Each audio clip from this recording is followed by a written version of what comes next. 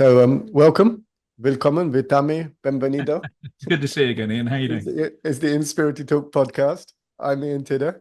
I'm a partner at DevelopX, and I'm talking to entrepreneurs and founders and senior managers about their experience with creating new software products. And today I have with me my old friend and colleague, Danny Watkins. Welcome, Danny. Thanks for joining us. My pleasure, Ian. Good to see you. If it's okay, Danny, before we really start, I'm going to have a quick round of quick fire questions. I just want you to answer in one word, yes or no, or maybe one sentence max. Just give your Okay. first reaction.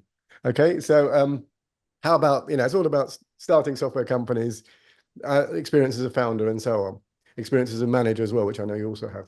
So you up for that? Can I go for this Yeah, quick? go on, go on, go on. Yeah, okay. Okay, great. Okay, so Java or .NET? Oh, .NET. Okay. Outsource or in-house? Uh, In-house for the core expertise with outsource to supplement what you need when you need. Okay. Listing or trade sale? Trade sale. Okay. Do you prefer a passive investor or an active investor? Active investor, provided they bring genuine additional resources and skills and insight. Okay. The UK, the US, or the EU market? Oh, well, for me, it's the UK, but only based on my personal experience. Okay. Um, what's important, clever idea or clever marketing? Oh, well, the obvious answer is both. But you're never going to succeed unless it's a good idea. The best marketing can't, dress up a sow, as they say. Early entrant or fast follower? Early entrant, first to market. When will I be able to do this interview with the AI version of Danny?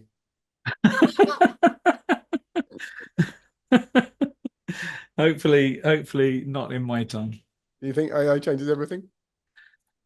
Uh, I am very optimistic about AI and what it offers.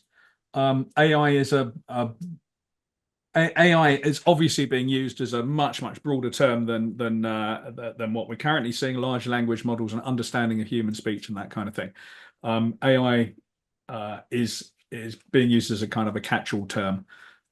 So to the extent to which large language models and understanding, I mean, for the work that I've just been doing on interpreting social media posts and that kind of thing, fantastic opportunities, absolutely huge potential there. Okay, well, that wasn't a one-word answer, No, but it wasn't. Sorry. that's fine. What was it? Yes, no. Okay, let's start the proper part of the podcast. Okay. Okay. Um, so, Danny, just as a matter of introduction, I think we've known each other for many years. And if I count right, I believe you're on your fourth software startup and a number of corporate roles, if I've counted correctly. Could you say a little bit about your history? Yeah, Oh, happy by the to. way, I still remember seeing the rabbit. I still do see the rabbit sign near Euston Station in London. And I believe Yeah, you were involved in that. you mentioned that the other day. Yeah, so we both started off, of course, in BT. We were sponsored by BT. I went into BT Mobile Communications, and that rabbit sign was the first major project I did with BT, which was in mobile community, as I say, BT Mobile Communication Systems, and that system, which is the phone point system, was the rival to DECT, which then took over as the technology which ran sort of in-house portable phones and so on. But I went on really to work for some time in real-time communication systems. Worked with the London taxi service taxi cabs on their big GPS mobile taxi network, and then really got into Windows line of business applications. So my first real company that I started up, Boxer IT Limited, we it was only a small company, about half a dozen of us, but we started off, the tail end of the mobile communication stuff. We built a line of business application that we subsequently sold, and then I sold the company separately from the application into a startup just at the time of the sort of dot-com bubble. Worked in there. That was a Finnish PLC that I was their UK CTO, running about 40 people. And that was the start of sort of web sort of enterprise scale web development stuff for Tesco's, Merck Shop and Dome and some other companies like that. I moved on from there back into doing sort of, I suppose, fractional CTO and fixed price development work for a number of companies for around about 5 years or so. Tail end of that, I was really recognizing that to move my career forward, I wanted to pick a vertical market. And I thought, if I'm going to pick a vertical market, I want to pick finance. And if I'm going to pick finance, I really got to come back. I lived in Bristol at the time. So I came back from Bristol and took a role in the city, really to get my foot into financial services. And that was with a business unit called that did structured investments within the Bank of Montreal. And I was there for about 8 years and I absolutely loved it. I think, I've been sort of looking back over that period. And I think the reason why I loved it and I warmed to that corporate environment was it was actually it was almost a startup within a corporate, which I think is something we're seeing more of now. So I was able to make a difference there. I was able, I was head of technology for that business unit for around about 8 years, and then also kind of set up a software task force that was doing little discrete pieces of software development all over the bank as a sort of rapid response software unit that could basically move in a more agile way, move faster than the main IT services there. So that was my introduction to finance. I worked in all sorts of in equities, FX, and the whole lot of them doing projects there. And then towards the end of that, I was working with the Data Security Committee, and I came across from the traders this need to have a compliant version of Twitter for the trade floor. And I thought, here's an opportunity. Here's a really interesting thing that I can do. So I set up I built a product myself that would do that, including a front end and all the back end and so on. And then when I left the Bank of Montreal, when we wound the business unit down that I was working in, I left there in 2014. I started up Market Early Bird to see if there was a market for Twitter and financial services. And basically that was my main period of running a proper startup. We got investment in, we had a team. I built the initial product, continued to be very, very sort of hands-on with the product and so on. And that company ran until the start of this year. And very, very fond memories of my time there. So a mix of kind of some really interesting and hair-raising times running a startup myself, and also within a small body within a corporate. That was very enjoyable. If I remember rightly, the rabbit sign was to do with back there.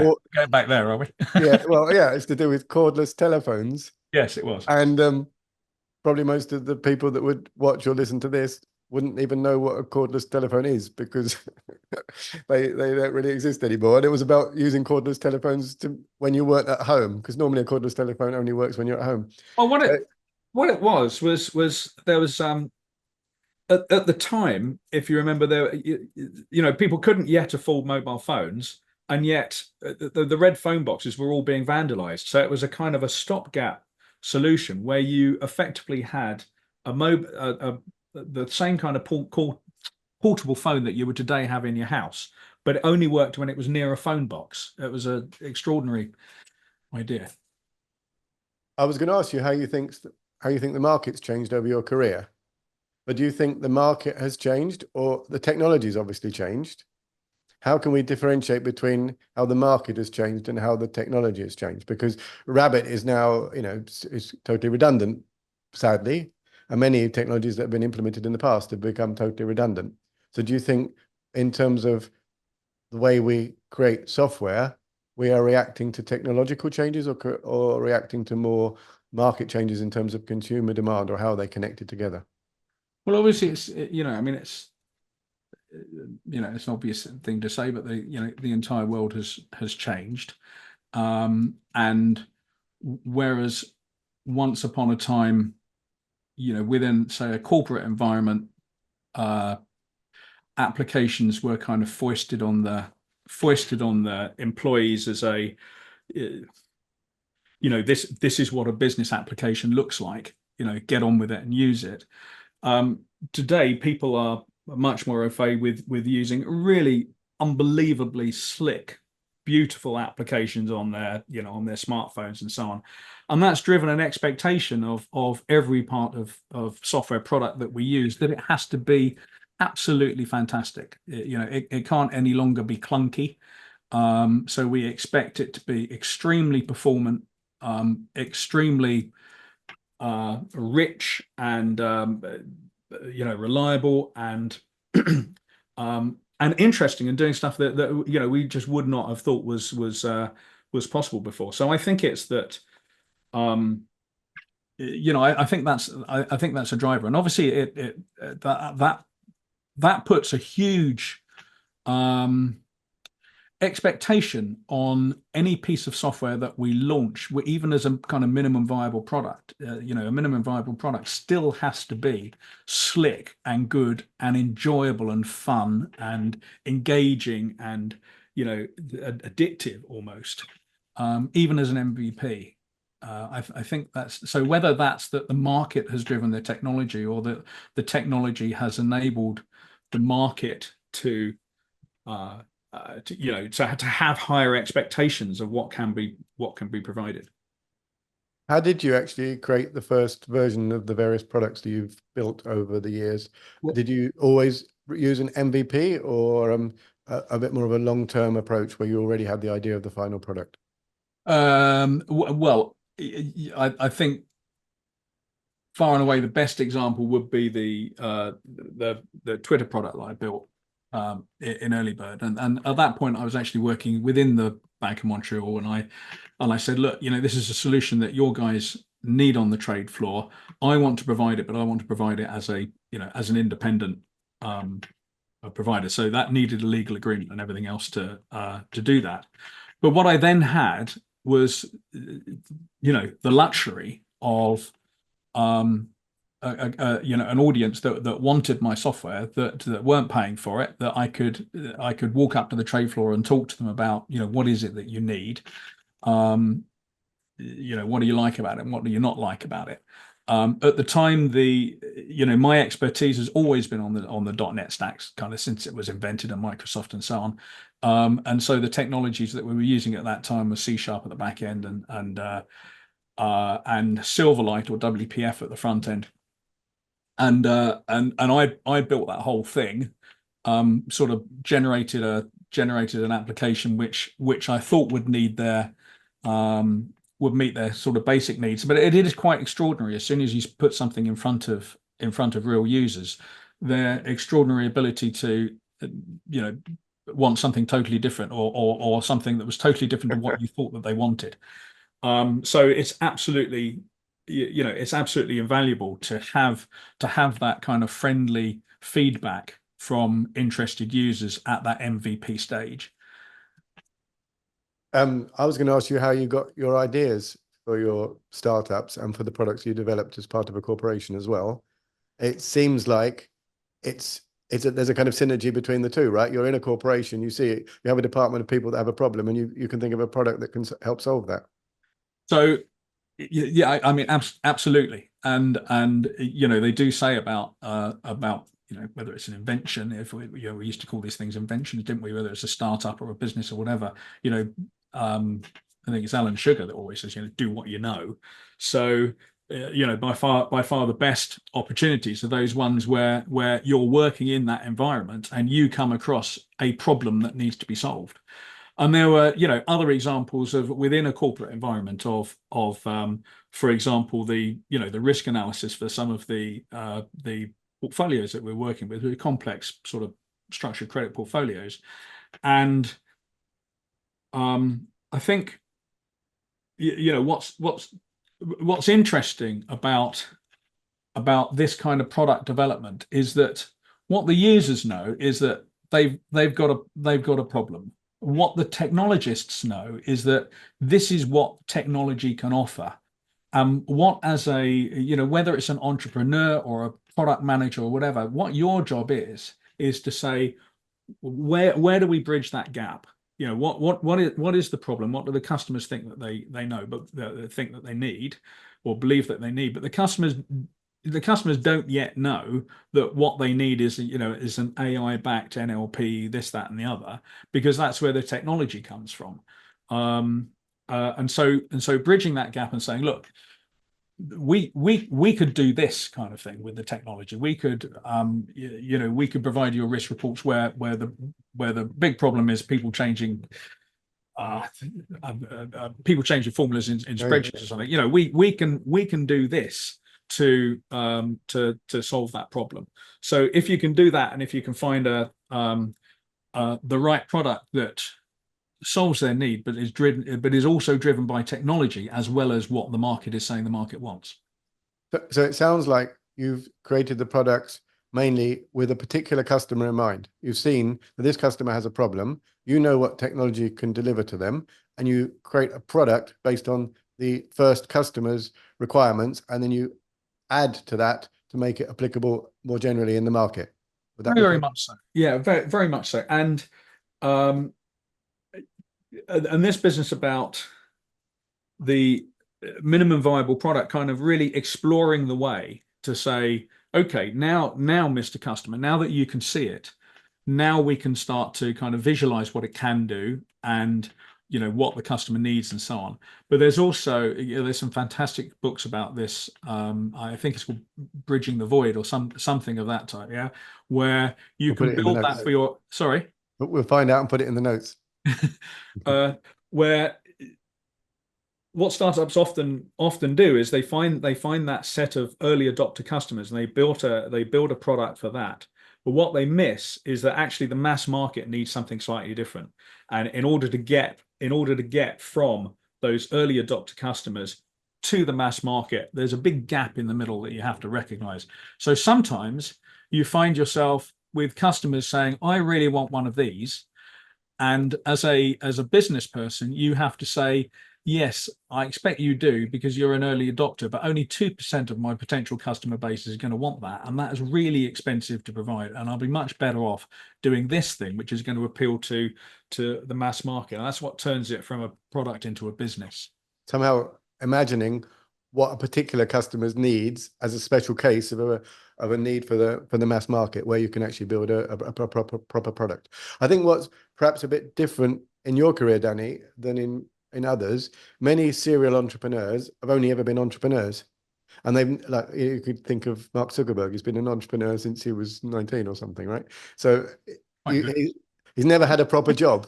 He's never had a proper job, right? But you've had a few proper jobs as well. You've been in corporate environments and you've been an entrepreneur. You've kind of moved between those two worlds, right? You've been the potential customer and the potential entrepreneur supplying to the corporate world. That experience, that cross-feeding across those two worlds, must be quite useful to you. That's yeah, I mean, that's an interesting thought, and I have been thinking about it as I kind of think about my career and I think about where I want to go next. I enjoyed having my own company, running my own company, being sort of pretty much in charge of that, putting a team together and so on. But I also very much enjoyed the time I spent in the corporate environment. But what I enjoyed about it, but the particular places that I worked, and I think the reason why I kind of warmed to that is that I although Bank of Montreal is obviously a huge organization and a lovely, very friendly, good organization, I worked within a startup within there, so as a business within a business. So the business that I was working on only had kind of 50 people in it, and being able to make a real difference to that in that kind of environment is great, but with the resources of the corporate behind it is fantastic. And I think that what the world is waking up to is that startups and agile development and agile technology techniques like containerization and that kind of thing enable product development to happen so quickly that unless that the large, if you like, stodgy corporate environment just cannot keep up with that. So what you see increasingly is businesses within businesses where they say, okay, there's a large corporate, but what we're going to do is we're going to carve out this unit and treat it like a startup, treat it like an independent business, but with the resources of the corporate behind it. And that's where I found myself, and that's where I really enjoyed that time, and I really enjoyed the follow-up from the product that I discovered, if you like, when I was working there. Well, yeah, I think the experience you had from the corporate roles also gives you the ideas that you can then take to become a product company. What I just wanted to ask about the sort of practicality, since we're talking technology, we are technologists. Yeah. As you build your products, do you tend to build it with an in-house team or yourself, or do you use an outside team? How do you what do you think are the pros and cons of doing those two approaches to actually creating the product, creating a software? So I was always very hands-on in terms of the development. I had a small team for most of the time. In Early Bird it was kind of 3 or 4 of us, but then we had periods where we needed to do and of course, my skills are only a certain set of skills. My skills are principally at the back end, and some of the analytical, so a lot of the analytical stuff, and that with the C# and SQL Redis, the stack that I work very closely with. I don't really do sort of React.js type stuff, so I had a really top developer who worked on that side. But from time to time, and as you know, a couple of years ago, when we were looking at integrating our product with a major financial platform, we needed to ramp up quickly, and having that core team inside meant that we could bring on a small team from yourself in Inspeeritalk and have those work absolutely sort of side by side with us on adding to the skills that we needed for that roughly year-long product. So that's about scalability then. Yeah, the flexibility of being able to scale. Flexibility, yeah. But still having some core technologists who absolutely know the product and live and breathe the product inside the organization, I think is a good balance. Yeah. So and as you know, we're still talking to each other, a year later. So yeah, indeed. It must have come you created your product based on a particular initial customer that you had in mind, but then when you wanted to grow the business and find new customers, the second, the third, the fourth, and so on, what's your kind of tips for people that are doing this, for how to achieve that? How is it networking?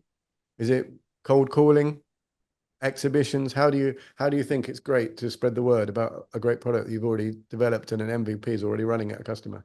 Well, so for us, it was for my company, it was quite extraordinary. When I first set up the company, obviously the first thing I did was, after I came out of Bank of Montreal, I had a kind of viable product, a little bit more than an MVP. I put up a website, and extraordinarily, I started getting calls. So we got, our first customers were Citi and HSBC and Goldman and Brevin Howard and Rocos, and they really came from putting a website up, and it demonstrated there was a genuine need for that solution, where people were going on the website saying, "I'm a financial services company. How do I get hold of how do I get one of these?"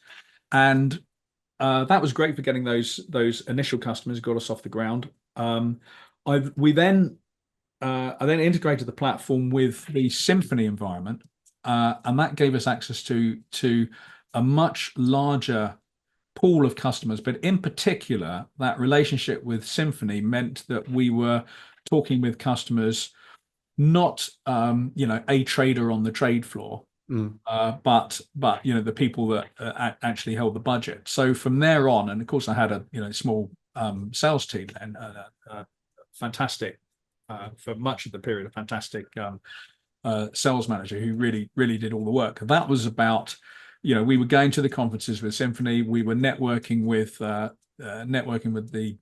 budget holders, putting stands up and showing them what we had. And then from my sales director, it was hard graft of working that network.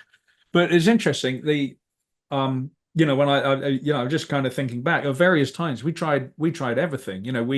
We had a little office in the city, and we recognized that all of our customers were in the city. And so apparently the night that everybody goes out drinking is a Thursday night. So we bought some t-shirts, hired a small sales team of a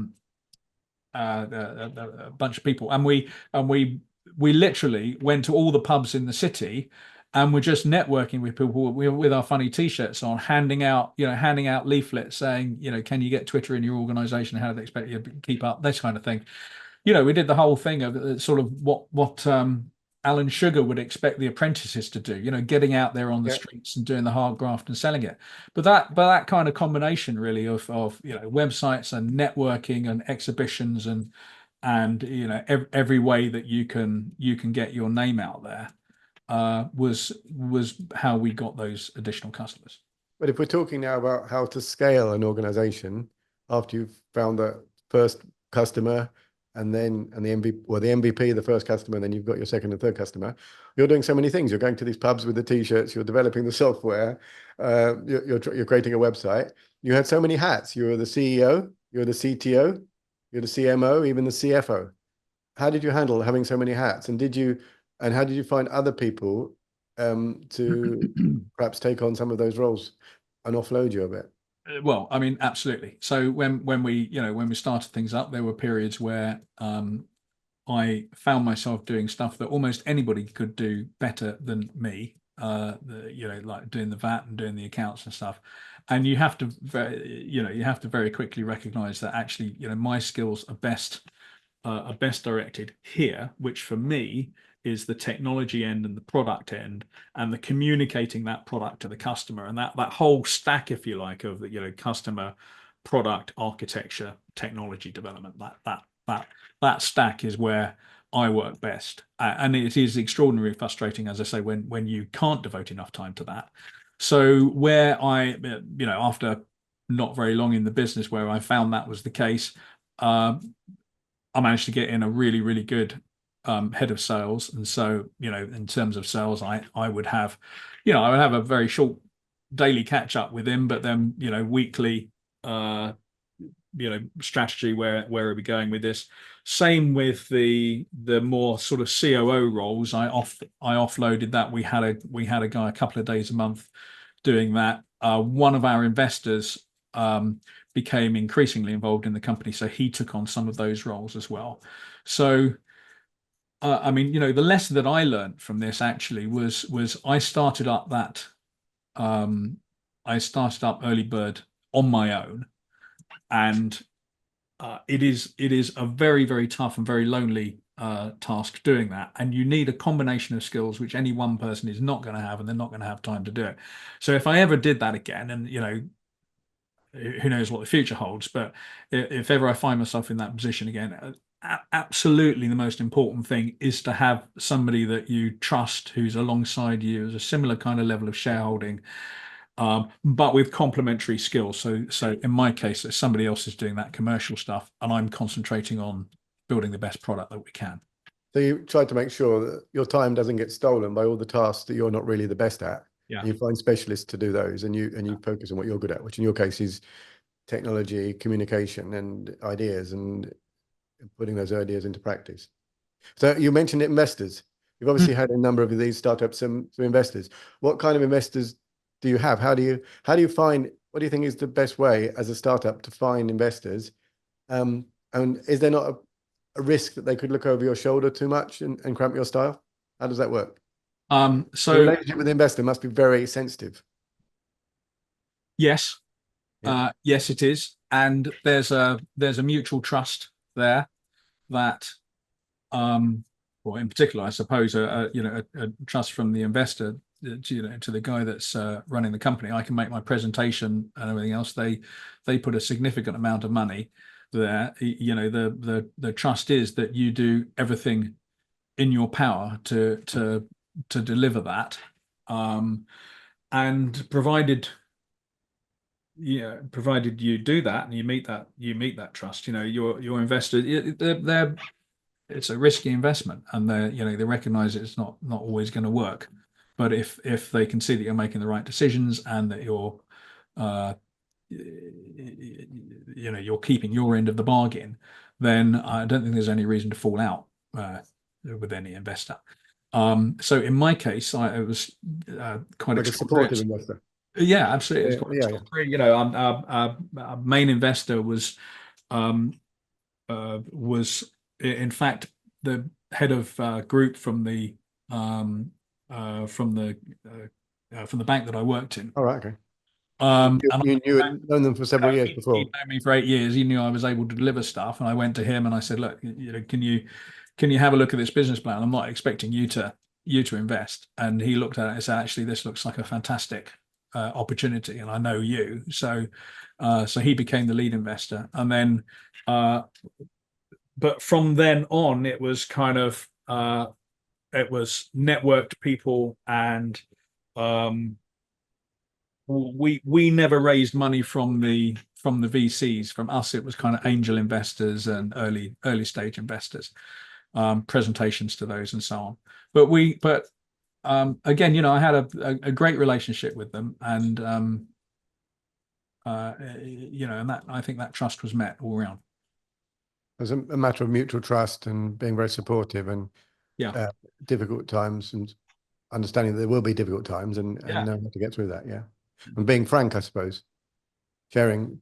Absolutely, yeah, absolutely. Being honest, yeah. Look, these are the problems that we got, and you expect that to happen, and bringing in that range of views and expertise and sometimes enthusiasm.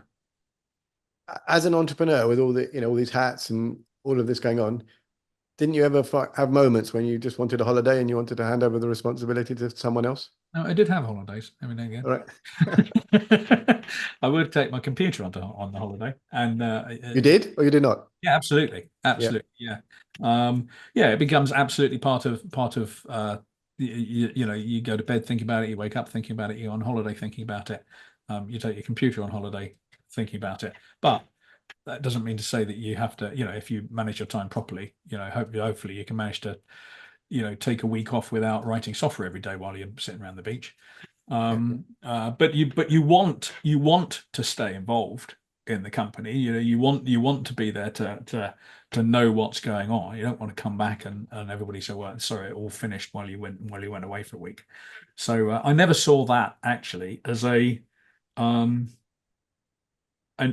never saw that as a downside of running a business, that you were always in touch with the business. You wanted to be. Okay. So what was the best moment that made you feel it was all worth it? Well, there's some great moments when some great times when we did some large sales, some extraordinary sales. We got a big enterprise agreement to put this product into every desktop with one of the major banks, which was hard graft from ourselves on the technology side, but also the my sales director in particular and the sales team, where we'd sold 4 separate contracts into this bank, and he really worked that network to bring them together and to get the guys at the top to understand, look, this is really silly. Let's put this into one contract and do a big sale.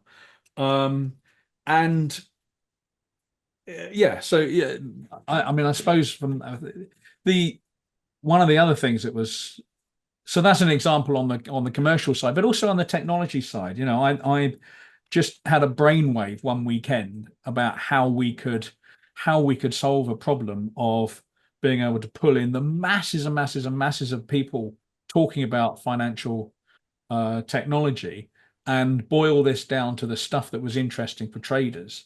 And it really was a kind of a light bulb moment where I started experimenting with NLP techniques, and pretty old school techniques actually, put those together with a network analysis and all the signals that we could pull out of this data, and ultimately, provide a stream of data where you're reading this, and instead of just saying, I bought an Apple iPhone and I've just dropped it down the toilet.